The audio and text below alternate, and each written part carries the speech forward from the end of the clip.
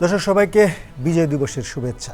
দিবসটি উপলক্ষে আমাদের বিশেষ আয়োজন একটি জাতির জন্ম অনুষ্ঠানে সবাইকে স্বাগত জানাচ্ছি আমি রাহুল রায়। শহীদ রাষ্ট্রপতি ও বিএনপির প্রতিষ্ঠাতা জিয়াউর রহমানের এই লেখাটি বাংলাদেশের ইতিহাসে একটি অত্যন্ত গুরুত্বপূর্ণ ডকুমেন্ট। 1972 সালের 26শে মার্চ প্রথম দৈনিক বাংলায় লেখাটি প্রকাশিত হয়েছিল। এরপর সাপ্তাহিক বিচিত্রায় 1974 সালে আবারও পুনঃপ্রকাশিত হয়। জিয়াউর রহমানের ইন্টারভিউ নিয়েছিলেন সাংবাদিক মঞ্জুর আহমদ এবং এই ইন্টারভিউটি নেওয়ার সময় শহীদ রাষ্ট্রপতি জিয়াউর রহমান নিজে সেই লেখাটি তার হাতে তুলে দিয়েছিলেন এবং তারপরে কিন্তু সেই লেখাটি প্রকাশিত হয়। আমরা সেই যে ইন্টারভিউটি নিয়েছিলেন এবং সেই লেখাটি তার হাতে কিভাবে পৌঁছলো সেই স্মৃতিচারণ আমরা শুনব মঞ্জুর আহমদের কাছ থেকে। এই সিনিয়র সাংবাদিক এখন নিউ ইয়র্কে অবস্থান করছেন। সেই নিউ ইয়র্ক থেকে তিনি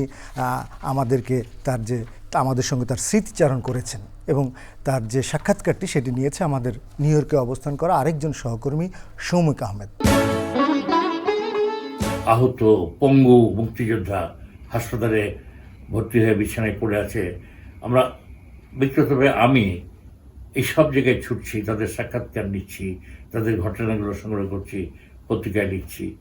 এই সময় আমাদের একটা প্রজেক্ট নেওয়া হয় যে মুক্তিযুদ্ধ থেকে ফিরে আসা বীর মুক্তিযোদ্ধাদের আমরা সাক্ষাৎকার নেব এবং সেই সাক্ষাৎকারগুলো ধারাবাহিকভাবে আমরা ছাপব। তো এই সাক্ষাৎকারগুলো যখন নিচ্ছি তখন আমি খবর পেলাম বেগম জিয়া মুক্ত হয়ে তার বোনের বাসায় আছেন। আমি একদিন সকালে শান্তিনগরে তারা ভাইয়ের সঙ্গেই গেলাম বেগম জিয়াকে ইন্টারভিউ করার জন্যে। আমি বেগম জিয়ার সাক্ষাৎকার দৈনিক বাংলায় লিখলাম। দৈনিক বাংলার পেছনের পাতায় বড় করে ছাপা হলো বেগম জিয়ারটা এবং মোজাম্মেল হক সাহেবেরটা, দুটো পাশাপাশি। এটা খুব সাড়া তুলেছিল সেই সময়।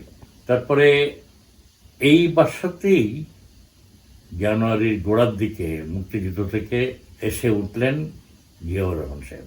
উনি যে রাতে এসে উঠলেন ওই রাতে আমি খবর পেলাম। আমি সে শীতের ভোরেই আমি তারাভাইকে নিয়েই গেলাম, গিয়ে বসে আছি। কিছুক্ষণ পর দেখলাম জিয়া সাহেব বেরিয়ে এলেন ভেতর থেকে, একদম ইউনিফর্ম, বাইরে বেরোয়ার জন্য তৈরি। তা আমি বললাম যে আমি কিন্তু এসেছি আপনার সাথে কথা বলার জন্যে, আপনি একটু সময় দিতে পারবেন কিনা, এখন না পারেন পরে। তো উনি একটু হেসে বললেন, দেখেন কেবলতে এলাম, এদিকের অবস্থা তো কিছু জানি না, একটু আমি একটু সব জেনে নিই, একটু বুঝে নিই, তারপরে আমি সুযোগ হলে কথা বলবো। আবার যখন তার সঙ্গে যোগাযোগ হলো, সাক্ষাৎকার নেওয়ার একটা সুযোগ পেলাম, তখন উনি অলরেডি প্রমোশন পেয়েছেন মেজর থেকে লেফটেন্যান্ট কর্নেল বোধহয়, তাই না? লেফটেন্যান্ট কর্নেল, এবং কুমিল্লায় তার পোস্টিং হয়েছে স্টেশন কমান্ডার কুমিল্লা ক্যান্টনমেন্টে। তো ফোনে কথা বললাম, উনি বললেন যে হ্যাঁ আসেন, আমি এখন কথা বলতে পারবো। তখন কুমিল্লা গিয়েছিলাম 1972 সালের মার্চ মাসের 22 তারিখের দিকে আমি রওনা হলাম কুমিল্লায়। তো কুমিল্লা যাওয়া তখন একটা খুব কঠিন ব্যাপার ছিল, সেতু সব ভাঙা, ফেরি পার হয়ে যেতে হবে। আমি বিকেল 3টা সাড়ে 3টার দিকে আমি কুমিল্লায় পৌঁছে গেলাম। রিক্সা নিয়ে ক্যান্টনমেন্টে গেলাম, স্টেশন কমান্ডারের বাসা একটা উঁচু টিলার উপরে, খুব একটা উঁচু না, মানে একটা টিলার উপরে সুন্দর একটা বাংলা বাড়ি। তো আমি ওখানে উঠে গেলাম। উঠেই দেখি যে চকলেটা বাইরে বারান্দায় দাঁড়িয়ে আছেন। তো ওনার সাথে আমার আগেই পরিচয়। উনি আমাকে তাড়াতাড়ি নিয়ে ঘরে বসালেন।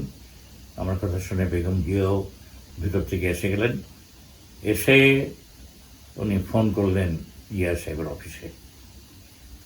ফোন করতে করতে আমাকে আবার জিজ্ঞেস করলেন যে আপনার কি দুপুরে খাওয়া হয়েছে? আমি যে হ্যাঁ, আমি রেস্টুরেন্ট থেকে খেয়ে এসেছি। তো জিয়া সাহেবকে উনি আবার জানালেন যে উনি খেয়ে এসছেন। তখন জিয়া সাহেব জানালেন যে উনি জিপ পাঠাচ্ছেন আমার জন্যে, আমি যেন তার অফিসে চলে যাই। তো একটু পরেই জিপ এলো, আমি সেই জিপে করে তার অফিসে চলে এলাম। অফিসে বসে তার সাথে আমার প্রথম আলাপচারিতা শুরু হলো। আমি নিউজ প্রিন্টের প্যাড নিয়ে গেছিলাম। তো ধরেন তখন বাজে 4:30-5টা, তখন থেকে তার সাথে কথা শুরু হলো। হতে হতে সন্ধ্যা হয়ে গেল। উনি বাসায় ফোন করলেন চা রেডি করার জন্য, আমরা বাসায় গিয়ে চা খাবো। তো উনি আমাকে নিয়ে বাসায় আসলেন। এসে আমরা ওখানে চা খেলাম, চা নাস্তা করলাম। করে উনি আবার বললেন যে চলেন আমার অফিসে যাই, অফিসে গিয়ে কথা বলবো। তা আবার ওই জিপে করে তার অফিসে গেলাম। তারপরে কথা শুরু হলো। এই কথা বোধ হয় 11:30, 12টা, 12:30 পর্যন্ত একটানা আমরা কথা বলছি। তো উনি একটা খুব মজার কাজ করলেন। সব তখন তো মানে রাত 12:30, একটা শুনশান চারিদিকে। উনি ড্রাইভারকে ছেড়ে দিলেন, বলে তুমি যাও, গাড়ি আমি চালাবো। তো ড্রাইভার চলে গেল, উনি স্টিয়ারিংয়ে বসলেন আমাকে পাশে নিয়ে। তারপরে উনি বাসায় গেলেন না, উনি ক্যান্টনমেন্টটা ঘুরতে লাগলেন। বললেন আমাকে চলেন আপনাকে আমি ক্যান্টনমেন্টে ঘুরিয়ে দেখাই। তো উনি নানান রাস্তায় যেতে যেতে দেখালেন যে দেখেন এই ক্যান্টনমেন্টে যে সৈনিকরা শহীদ হয়েছে তাদের নামে আমি এক একটা রাস্তার নাম করেছি। হ্যাঁ, দেখলাম রাস্তাগুলো। ক্যান্টনমেন্ট ঘোরা শেষ হলে উনি আমাকে অফিসার্স মেসে পৌঁছে দিলেন। ওখানে আমার খাওয়ার ব্যবস্থা ছিল, খাওয়া দাওয়া করে ওখানে রাতে ঘুম দিলাম। সকালে উঠে তৈরি হয়ে উনি আবার জিপ পাঠিয়েছেন, ওইটাই আমি তার অফিসে চলে গেলাম, ঢাকায় রওনা হব। তো রওনা হওয়ার আগে উনি একটা সিগন্যালসের একটা জিপ আমার জন্য ঠিক করেছেন ঢাকায় নিয়ে যাওয়ার জন্য। সিগন্যালসের মধ্যে সমস্ত চিঠিপত্র হ্যান ত্যান এইগুলো সমস্ত পাঠাতে হয়। তো ওই জিপে করে আমাকে উনি ঢাকায় পাঠাচ্ছেন। তা আমি বিদায় নিয়ে হাত মিলিয়ে মানে হাত মেলাবার জন্য যখন হাতটা বাড়িয়েছি তখন উনি হঠাৎ একটা লেখা বের করে আমার দিকে বললেন যে আমি একটা লেখা লিখে ফেললাম, এটা আপনি নিয়ে যান। তা আমি খুব অবাক হলাম, দেখলাম লেখাটা একটি জাতির জন্ম। আমি আপনি কখন লিখলেন এটা? তাহলে আপনি ঘুমোতে যাওয়ার পরে। আমি সাংঘাতিক, তো ভালো কথা আপনি লিখেছেন।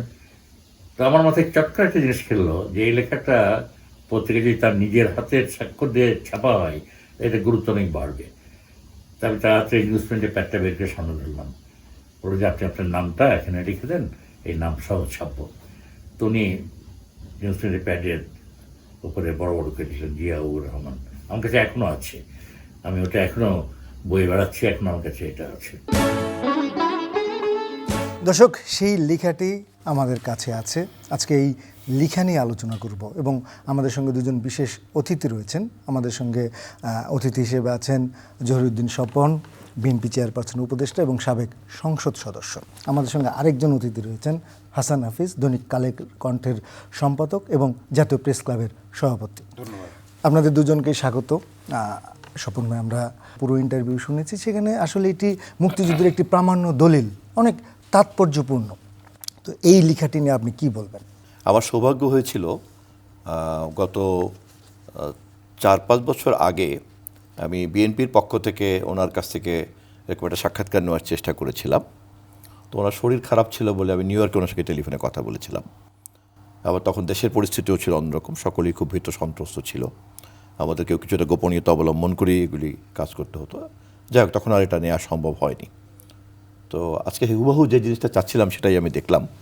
আমি প্রথমেই মঞ্জু ভাইকে ধন্যবাদ জানাই এবং চ্যানেলকে ধন্যবাদ জানাই যেরকম একটা প্রামাণ্য দলিলকে সামনে আনার জন্য, যা বিগত ফ্যাসিবাদী সরকার শুধু জনগণের উপরেই ফ্যাসিবাদ চর্চা করে নাই, তার ফ্যাসিবাদকে বাস্তবায়ন করার জন্য স্বাধীনতা যুদ্ধ, মুক্তিযুদ্ধ সম্পর্কে ইতিহাসকেও তারা বিকৃত করেছে এবং স্বাধীনতা যুদ্ধের ঘোষক মেজর জেনারেল জিয়াউর রহমানকে তারা খাটো করেছে এবং তাকে স্বাধীনতা বিরোধী হিসেবে চিহ্নিত করার চেষ্টা করেছে। সমস্ত ইতিহাস এবং ঘটনাই প্রমাণ করে। এবং যখন এই একটি জাতির জন্মের মেজর জেনারেল জিয়াউর রহমানের লেখা তৎকালীন সময়কার 1972 মার্চ মাসের এই লেখাটা ওনার কাছ থেকে আমরা শুনলাম, 22 থেকে রাতে উনি লিখেছেন, 22 তারিখে রাতে, 26 তারিখে এটা ছাপা হয়েছে, পরে আবার 1974 সালে ছাপা হয়েছে। এবং তখন ক্ষমতায় মরহুম শেখ মুজিবুর রহমান এবং আওয়ামী লীগ সহ তারপর থেকে কিন্তু বহুদিন পেরিয়ে গেছে এবং এই লেখা সম্পর্কে সকলের মৌন সম্মতিই কিন্তু প্রমাণ করে যেটা একটি সর্বজন গ্রহণযোগ্য এবং গৃহীত ঐতিহাসিক দলিল এবং এই দলিলের উপরে ভিত্তি করেই মূলত যেহেতু এত বেশি কাছের থেকে দেখা প্রত্যক্ষ সাক্ষীর আর কেউ এই কথাটা বলেন নাই, এটাই প্রমাণ করে যে এটাই হচ্ছে একটি জাতির জন্মের প্রত্যক্ষ সাক্ষীর বয়ান। 25 এবং 26 তারিখের মাঝখানের যে রাতের বেলা সেই লাস্ট প্যারাগ্রাফে উনি বলছেন, সময় ছিল অতি মূল্যবান, আমি ব্যাটালিয়নের অফিসার জেসিও আর জওয়ানদের ডাকলাম, তাদের উদ্দেশ্যে ভাষণ দিলাম। তারা সবাই জানতো, আমি সংক্ষেপে সব বললাম এবং তাদের নির্দেশ দিলাম সশস্ত্র সংগ্রামে অবতীর্ণ হতে। তারা সর্বসম্মতিক্রমে হৃষ্টচিত্তে এ আদেশ মেনে নিল। আমি তাদের একটা সামরিক পরিকল্পনা দিলাম। তখন রাত 2:15 26শে মার্চ 1971 সাল। রক্ত অক্ষরে বাঙালির হৃদয়ে লেখা একটি দিন, বাংলাদেশের জনগণ চিরদিন স্মরণে রাখবে এই দিন। একটি জাতির জন্মের মুহূর্তটিকে উনি কিন্তু এভাবে ডিফাইন করেছেন এবং পরবর্তীকালে এই বক্তব্য সকল মহলেই কিন্তু গ্রহণযোগ্য। এতদিন পরে এসে তারা বিশেষ করে পরাজিত এবং পতিত আওয়ামী লীগ সরকার এই বিষয়ে অনেক বিকৃত করার চেষ্টা করেছে, কিন্তু প্রমাণ হয়েছে যে কখনো এই সত্য ইতিহাসকে বাতিল করা যায় না, বিকৃত করা যায় না। শুনুন, আমরা একটু হাসান হাফিজ ভাইয়ের কাছে যাই। এবং দৈনিক বাংলার সঙ্গেও কিন্তু মুক্তিযুদ্ধ এবং যে সেই সময়কার যত ঘটনা আছে একটা মুক্তিযুদ্ধের সঙ্গে নিবিড় সম্পর্ক রয়েছে এবং দৈনিক বাংলায় কিন্তু এই লেখাটি প্রথম প্রকাশিত হয়। তো আপনারও তো নানান অভিজ্ঞতা আছে, এই লেখাটি নিয়ে যেমন বলবেন এবং সেই সময়ের আসলে মুক্তিযুদ্ধের বিভিন্ন ঘটনা নিয়েও আপনি একটু বলবেন। ধন্যবাদ। দৈনিক বাংলায় আমি 21 বছর আমি যুক্ত ছিলাম। মঞ্জুর আহমদ ভাই আমার বস ছিলেন, আমার চিফ রিপোর্টার ছিলেন। উনি যে তারা ভাইয়ের কথা বললেন, তারা ভাইয়ের পরিচয়টা উনি দেন নাই, সেটা আমি দিয়ে দিচ্ছি। তারা ভাই হলেন প্রেসিডেন্ট জিয়াউর রহমানের আপন চাচাতো ভাই এবং জিয়াউর রহমান সাহেবের মানে বড় ভাইয়েরও বড়, বয়সে বড়। তারা ভাই কিন্তু যোগসূত্রটা, উনি কিন্তু জিয়াউর রহমানকে কিন্তু খুবই স্নেহ করতেন এবং জিয়াউর রহমান তাকে খুবই শ্রদ্ধা করতেন, সমীহ করতেন, কিছুটা ভয়ও পেতেন। জিয়াউর রহমানের ডাক নাম ছিল কমল। হ্যাঁ, তো এই তারা এই যোগসূত্রটা করে দেন এবং মঞ্জু ভাই তো এটা হয়তো এটা উল্লেখ করতে ভুলে গেছেন কিংবা মনে পড়ে নাই, উল্লেখ করেছেন মানে। তো যাই হোক, এইটা একটা সূত্র। আমি দৈনিক বাংলায় যোগদান করি 1976 সালের 26শে আগস্ট। আমি তখন ঢাকা বিশ্ববিদ্যালয়ের সেকেন্ড ইয়ারের ছাত্র অনার্সের। তারপরে তো আমি 21 বছর ছিলাম। আমার সৌভাগ্য হয়েছে প্রেসিডেন্ট জিয়ার বহু অনুষ্ঠান কাভার করার, মানে সরাসরি। এই একটা বিরল সৌভাগ্য আমার হয়েছে। সেখান থেকে আমি দেখেছি যে তিনি কত পরমত সহিষ্ণু এবং কত ধৈর্যশীল। এটা একটা অকল্পনীয়, একটা বিরল প্রজগুণ। আসলে আমি দেখেছি ঢাকা বিশ্ববিদ্যালয়ে যখন রোকেয়া হলে বিদ্রোহ হয়েছিল, বন্ধ করে দিয়েছিল, উনি হেঁটে গেছেন, উনি লেস সিকিউরিটি নিয়ে সেখানে এগিয়ে গেছেন। জিয়াউদ্দিন বাবলু মরহুম এই জাতীয় পার্টি নেতা, তারা তখন ডাকসুর নেতা ছিল, তখন তারা শুয়ে পড়েছে। সেখানে জিয়াউর রহমান সাহেব বলেছেন যে আমি রোকেয়া হল খুলে দেবো, খুলে দিয়েছেন উনি। ওনাকে ঢিল পাটকেলও হয়েছে। উনি কিন্তু সেখানে অন্য কেউ হলে রক্তগঙ্গা বয়ে যেত, আমি নিজে সেটা সাক্ষী। সেই টিএসসিতে ডক্টর খন্দকার মোশাররফ হোসেন অধ্যাপক, উনি তখন ঢাকা বিশ্ববিদ্যালয়ের শিক্ষক সমিতির সভাপতি। টিএসসিতে উনি জিয়াউর রহমানের বিরুদ্ধে, এই বিএনপি সরকারের বিরুদ্ধে অনেক বক্তব্য দিয়েছেন। প্রেসিডেন্ট জিয়া বলেছে আরও বলেন, আরও বলেন। তো বলতে বলতে কত আর বলবে, তাই না? শেষে ডক্টর খন্দকার মোশাররফ এতই অভিভূত এবং মুগ্ধ হলেন, সেই পার্টিতেই যোগদান করলেন। এখন উনি সিঙ্গাপুরে চিকিৎসাধীন আছেন। আমার আরও সৌভাগ্য হয়েছিল 1971 সালে স্বাধীনতা যে উনি ঘোষণা করেছিলেন, সেটা আমি নিজের কানে শুনেছি। আমি তখন এসএসসি পরীক্ষার্থী ছিলাম। প্রথমে উনি নিজের নামে ঘোষণা করেছেন, পরে বঙ্গবন্ধু শেখ মুজিবুর রহমানের পক্ষে ঘোষণা। এটাই হলো ইতিহাস আসলে। এটাকে কিন্তু অনেকভাবে হান্নান সাহেব কিংবা কিছু ওয়্যারলেসের মাধ্যমে এগুলি কিন্তু ঠিক নয়। এটা চিটাগং আমরা রেডিও ঘোরাতে ঘোরাতে, কারণ 25শে মার্চের পরেই কিন্তু আমরা গ্রামে থাকলেও কিন্তু মানুষ সচেতন ছিল দেশে কি ঘটতে যাচ্ছে।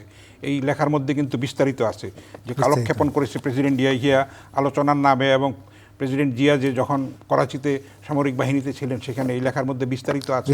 হ্যাঁ, পাকিস্তানবাদকে যে উনি ধ্বংস করতে চান, সেই দৃঢ় সংকল্প তার মধ্যে যে ভিতরেই কিশোর বয়সে যে উপ্ত হয়েছিল সেই বীজ, পরে আমরা দেখেছি 71 সালে এবং 75 সালেও জাতির একটা সংকটকালে প্রেসিডেন্ট জিয়া কিন্তু দেশকে স্বাধীনতার পক্ষে, সার্বভৌমত্বের পক্ষে নেতৃত্ব দিয়েছেন সময়ের প্রয়োজনে, এবং সময়ের সাহসী সন্তান হিসেবে নিজেকে প্রতিবাদ করেছেন এবং বিশ্ব নেতা হিসেবে তিনি নিজেকে প্রতিষ্ঠা করেছেন।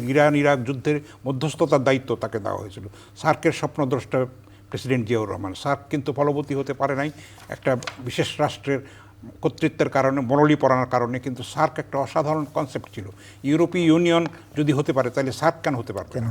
সেটাই আমরা জিয়াউর রহমানের মধ্যে একটা দূরদর্শী, প্রাজ্ঞ, বিচক্ষণ এবং সাপনিক একজন সফল রাষ্ট্রনায়কের প্রতিচ্ছবি আমরা দেখতে পাই। সেটাকে দেশি বিদেশি ষড়যন্ত্রের শিকার হয়ে তাকে খুবই কম বয়সে, ৪৫ বছর বয়সে তাকে আততায়ীর গুলিতে নিহত হতে হয়েছে। বিপদগামী একদল সেনা সদস্য তাকে হত্যা করেছে। সেটা বাংলাদেশের ইতিহাসকে থমকে দিতে পারেনি, কিন্তু তার থেকে আমরা শিক্ষা নিয়েছি এবং আধুনিক বাংলাদেশ আমরা এগিয়ে নিয়ে যাব। সেই স্বপ্নকে, সেই আদর্শকে সামনে রেখে আমরা এগিয়ে যাব বাংলাদেশ মুক্তিযুদ্ধের চেতনায়, প্রকৃত চেতনায়। চেতনা শব্দটিকে ব্যবহার করতে করতে এবং অতি ব্যবহার করে এটাকে একটা ক্লিশে এবং একটা বাজে করা হয়েছে, এটা নিয়ে ব্যবসা করা হয়েছে, এটাকে বিকৃত করা হয়েছে, মানে কুক্ষিগত করার জন্য, ক্ষমতাকে কুক্ষিগত করার অস্ত্র হিসেবে এটাকে ব্যবহার করেছে। কিন্তু প্রকৃত মুক্তিযুদ্ধের চেতনাকে আমাদের খুঁজে বের করে আনতে হবে, আমাদের নতুন প্রজন্মের মধ্যে সেটা সঞ্চালিত করতে হবে। সেটাই হচ্ছে এই সময়কার চ্যালেঞ্জ। তাহলে আমরা দেশের গণতান্ত্রিক অভিযাত্রাকে সম্পন্ন করতে পারবো, আমাদের একটা প্রগতির পথে, অসাম্প্রদায়িক বাংলাদেশ গড়ার পথে আমরা এগিয়ে যেতে পারবো। জহিরুদ্দিন স্বপন ৫২ ভাষা আন্দোলন থেকে শুরু করে যুক্তফ্রন্টে নির্বাচনের পরবর্তী সময় এবং সেনাবাহিনীতে যোগ দেওয়ার পরে তিনি কিন্তু একদম উল্লেখ করেছেন যে আমরা সবসময় পড়েছি এবং জানিও যে পশ্চিম পাকিস্তানের পূর্ব বাংলার প্রতি যে বৈষম্যমূলক আচরণ, তিনি কিন্তু তার লেখা একদম বিস্তারিত লিখেছেন এবং সেই সময়ের সামরিক বাহিনীতে যে কি পরিমাণ বৈষম্য হয়েছিল সেটি কিন্তু বিস্তারিত আছে এবং এটা কিন্তু সত্যিকার অর্থে একটি প্রামাণ্য দলিল। উনি যখন লিখছেন তখন কিন্তু কেবল স্বাধীনতাপ্রাপ্ত একটা দেশের এক বছরও হয়নি আসলে একজন প্রধান মুক্তিযুদ্ধের ঘোষক কথাটা বলছেন। আমাদেরকে এই প্রেক্ষিতটা মাথায় রাখতে হবে। ১, ২ হলো ওনার পুরো বর্ণনাটি কিন্তু বোঝা যাচ্ছে যে একটি জাতির জন্মের দুটো পর্ব। একটি হচ্ছে যে পুরো জন্ম পর্বের যে রাজনৈতিক সংগ্রাম, এবং তারপর ওটা কেমনভাবে সে ১৯৭১-এর ২৫শে মার্চ রাতের বেলায় ওটা কিভাবে একটা প্রসব বেদনায় রূপান্তরিত হলো, যুদ্ধে রূপান্তরিত, এবং তখন কিন্তু এটা হয়ে গেল স্বাধীনতা যুদ্ধ। স্বাধীনতার রাজনৈতিক সংগ্রামটা কোন প্রক্রিয়ার মধ্যে দিয়ে বড় হয়েছে, যেন উনি বলেছেন স্কুলে কি ফেস করেছেন করাচিতে, পশ্চিমা পরিবারের যে তার যে সহপাঠীরা ছিল সেখানে উনি টের পেয়েছেন যে পশ্চিমারা বাঙালিদেরকে কীভাবে দেখে। উনি পরবর্তীকালে সামরিক বাহিনীর ক্যাডেট হিসাবে একাডেমিতে উনি কীভাবে দেখেছেন পশ্চিমা ক্যাডেটরা বাঙালি ক্যাডেটদেরকে কীভাবে দেখে। পরবর্তীতে উনি সামরিক বাহিনীতে টের পেয়েছেন পশ্চিমা সামরিক বাহিনীর কর্মকর্তারা বাঙালি সামরিক কর্মকর্তাদেরকে কীভাবে দেখে। এবং পরবর্তীকালে ১৯৫৪ নির্বাচনে, যুক্তফ্রন্টের নির্বাচনে যখন মুসলিম লীগ হেরে গেল এবং সেই নির্বাচনের প্রতিক্রিয়াতে পাকিস্তান সামরিক বাহিনীতে বাঙালি অফিসাররা কীভাবে উচ্ছ্বাস ব্যক্ত করলো এবং কীভাবে পশ্চিমারা সেখানে অসন্তুষ্ট হলো, এবং পাকিস্তান সামরিক বাহিনীর মধ্যে বাঙালি এবং পশ্চিমাদের মধ্যে বিরোধটা কীভাবে রূপান্তরিত হলো।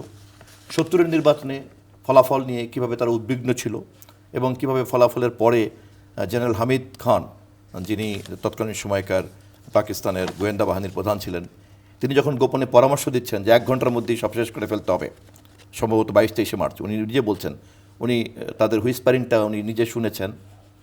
উনি তখন ব্রিগেডিয়ার মজুমদার বা পূর্ব পাকিস্তানে কর্মরত সিনিয়র মোস্ট সামরিক বাহিনীর কর্মকর্তা MR Chowdhury, colonel MR Chowdhury, তারপরে আপনার captain Shamsher, captain Rafiq, major Khaliquzzaman, এদের প্রত্যেকের কথা উল্লেখ করেছেন। কর্নেল উলি আহমেদ তৎকালীন সমস্ত কলিগদের সঙ্গে কীভাবে কথা বলছেন, কম কথা বলে বলে উনি কীভাবে প্রস্তুতি নিয়েছেন, এবং শেষ পর্যন্ত সোয়াত জাহাজে যখন ওনাকে হত্যা করার উদ্দেশ্যে নিয়ে যাওয়া হচ্ছে, ওনার কমান্ডিং অফিসার বলেছেন, এবং ২৫শে মার্চ রাতের বেলা ১টার সময় উনি নির্দেশটা পেলেন।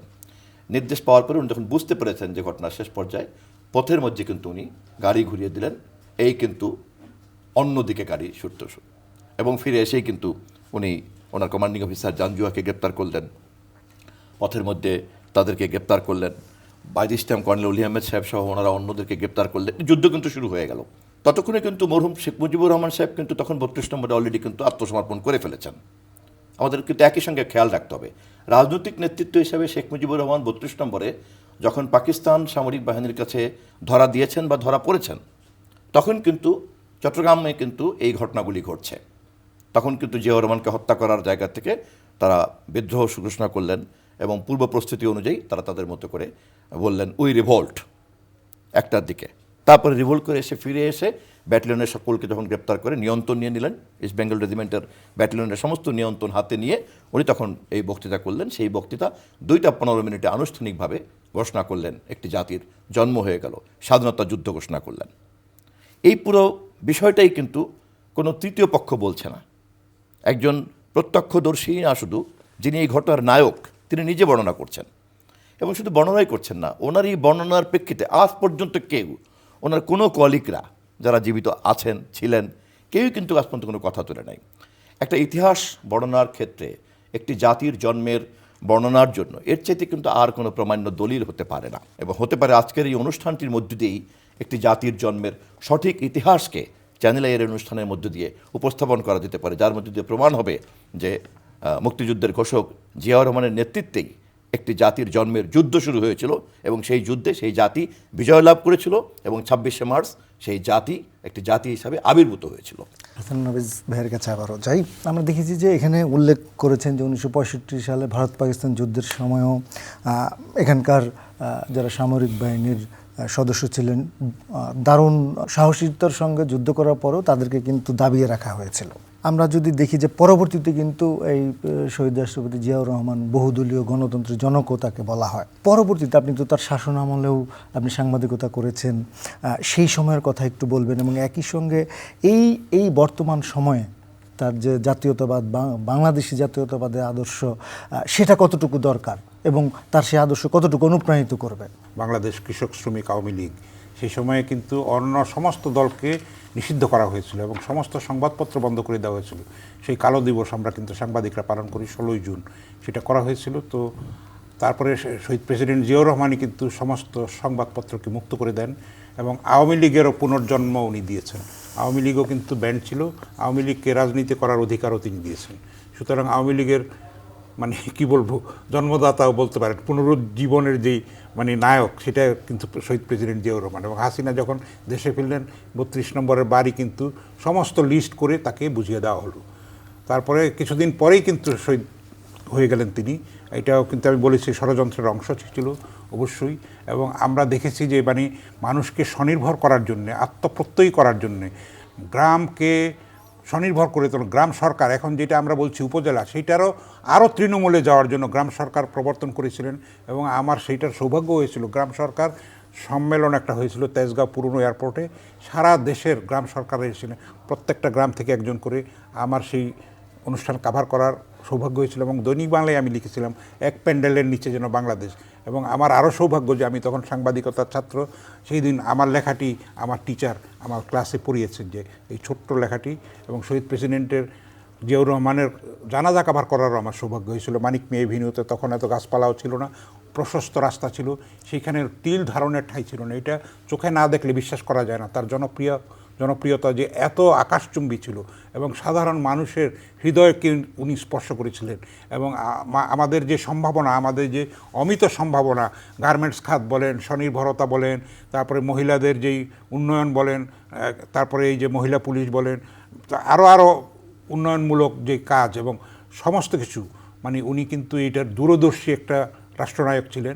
সেটার প্রতিফল আমরা পাবো আমরা যদি সেই চেতনাটাকে ধারণ করি। খাল খননের ব্যাপার আপনি জানেন, এবং ফারাক্কার সংকট নিয়েও যেই যুদ্ধটা উনি করেছেন। এবং শুধু তাই নয়, আমি বলেছি আন্তর্জাতিক পরিসরেও জোট নিরপেক্ষ আন্দোলনেও, এবং তারপরে ইরান যুদ্ধের মধ্যস্থতাকারী হিসেবেও, সার্কের প্রতিষ্ঠাতা হিসেবেও আমরা কিন্তু একজন বিশ্বনায়ককে আমরা পেয়েছিলাম। সেটা কিন্তু আমাদের এই পথে এগিয়ে যেতে হবে। এবং বহু মতের যেই লালন করার, ধৈর্যের, পরমত সহিষ্ণুতার যে একটা সংস্কৃতি, সেটা থেকে আমরা বিচ্যুত হয়ে গেছি। আমরা সহিংসতায় লিপ্ত হচ্ছি, পারস্পরিক আস্থাহীনতার একটা শিকার হচ্ছি আমরা। হানাহানি, সহিংসতা, খুনাখুনি, অবিশ্বাস, সেই রাজনীতি থেকে, সেই অপসংস্কৃতির থেকে আমাদের বেরিয়ে আসতে হবে। সেখানেই জিয়াউর রহমানের আদর্শটা আমাদের লালন করা দরকার। পরমত সহিষ্ণুতার রাজনীতি আমরা এটা চাই, সহিংসতা নয়। আমরা সবাই সৌভ্রাতৃত্বের রাজনীতি একটা আমরা প্রতিষ্ঠা করতে চাই। আপনাদের দুজনকে অনেক ধন্যবাদ সময় দেওয়ার জন্য।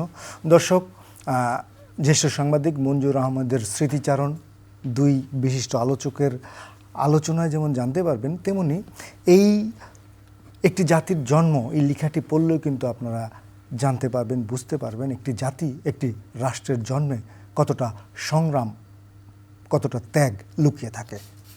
আপনারা সবাই ভালো থাকবেন। সবাইকে আবারও বিজয় দিবসের শুভেচ্ছা।